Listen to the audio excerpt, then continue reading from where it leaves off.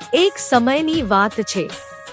કચ્છના રણમાં એક ગરીબ પણ ખૂબ ભક્તિમાન દંપતી રહેતું હતું.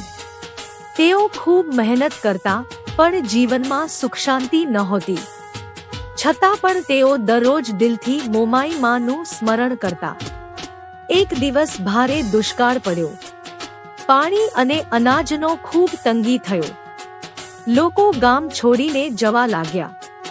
એ દંપતી પણ મુશ્કેલીમાં આવી ગયા, પણ એમણે વિશ્વાસ ન છોડ્યો. તેઓ કહેતા, મોમાઈ માં છે તો બધું છે. એક રાતે તેઓ ખૂબ ભૂખ્યા સૂઈ ગયા.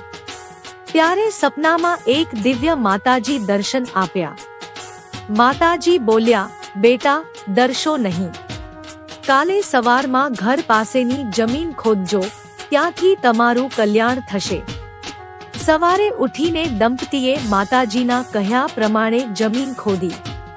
થોડા સમય પછી ત્યાંથી પાણીનો ઝરણો ફૂટી નીકળ્યો અને થોડું આગળ ખોદતા અનાજ પણ મળ્યું.